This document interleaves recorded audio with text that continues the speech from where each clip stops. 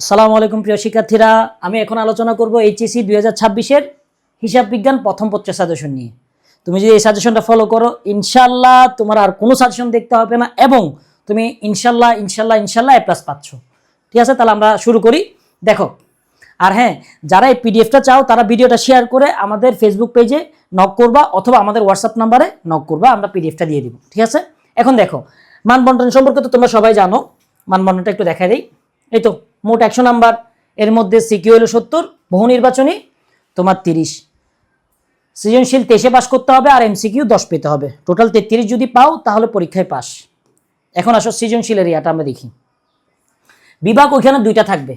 ক বিভাগে থাকবে ভাইয়া নবম অধ্যায়, ওইটা থেকে তোমার দুইটা অবশ্যই করতে হবে। তারপর খ বিভাগে তোমার বাকি সব অধ্যায় থেকে 9টা থাকবে, সেখান থেকে ভাইয়া তোমার 5টা করতে হবে। ঠিক আছে, এখন কোন অধ্যায়গুলো পড়বা আসো। এই তো ভাইয়া এই জিনিসটা একটু দেখো। তুমি যদি প্রথম অধ্যায়, দ্বিতীয় অধ্যায়, তৃতীয় অধ্যায় এবং চতুর্থ অধ্যায় যদি দেখো, এনাফ। সবচেয়ে গুরুত্বপূর্ণ যদি ভাইয়া তুমি আমাকে বলো কোন অধ্যায়গুলা, তাহলে আমি অবশ্যই বলবো প্রথম অধ্যায়, দ্বিতীয় অধ্যায়, তৃতীয় অধ্যায় এবং চতুর্থ অধ্যায়। ঠিক আছে, এই জিনিসটা একটু স্ক্রিনশট দিয়ে নিয়ে রাখো, অথবা যদি পিডিএফটা লাগে আমাকে বলবা। আমি কিন্তু তোমাদের প্রতিটা বিষয় সম্পর্কে সাজেশন দিব ভাইয়া। তোমার কাজ হলো শুধু পেজটা একটু ফলো করে রাখা বা ইউটিউব চ্যানেলে সাবস্ক্রাইব করে রাখা। তুমি সরাসরি আমাকে হোয়াটসঅ্যাপও কল দিতে পারবা, কোনো বিষয় না বুঝতে বলবা ভাইয়া আমি জিনিসটা বুঝতেছি না, আপনি আমাকে একটু বুঝাই দেন, সমস্যা নেই। দেখো, ঠিক আছে। তারপর অতিরিক্ত যদি কোনো অধ্যায় দেখতে হয় তাহলে আমি বলবো ভাইয়া তোমার সপ্তম অধ্যায় এবং অষ্টম অধ্যায়, এটা একটু দেখে নিবা। ঠিক আছে, তাহলে দেখো সপ্তম এবং অষ্টম অধ্যায়, এছাড়া দশম অধ্যায় দেখে নিতে পারো। তাহলে আমরা এই জিনিসটা একটু খেয়াল করো ভাইয়া। যাদের টার্গেট শুধুমাত্র পাস, তারা 1, 2, 6 দেখে ফেললে এনাফ। ঠিক আছে, আর যাদের টার্গেট মাঝারি লেভেলের, তারা কি করবা? তারা 1, 2, 3, 6, 8 পাশাপাশি এগুলো দেখে নিতে পারো। আর যাদের এ প্লাস টার্গেট ভাইয়া, একটু 1, 2, 3, 4 এই 4টা অধ্যায় অবশ্যই দেখবা। তারপর তোমার 7, 8 যুক্ত করতে পারো অথবা 9 অধ্যায় তো করতেই হবে। ঠিক আছে, এখন এমসিকিউর জন্য কি করবা? এমসিকিউটা আমি বলি ভাই, তোমরা যদি চাও এবং এগুলোতে যদি ভালো ভিউ হয়, ইনশাল্লাহ আমি তোমাদের এমসিকিউতে শুধু 200টা 250টার মতো হইতে পারে এমসিকিউ দিবে। এগুলো থেকে ইনশাল্লাহ তোমার অন্তত 95% কমন আসবে।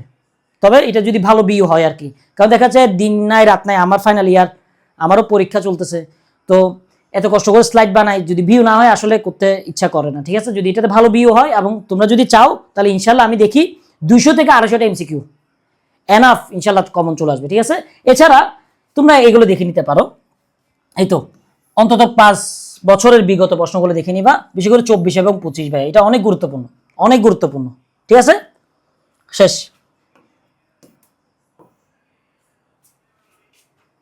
আর এগুলো একটু দেখে নিতে পারো, এগুলো একটু দেখে নিবা কিভাবে করতে হয়, বেসিকটা একটু ক্লিয়ার রাখবা।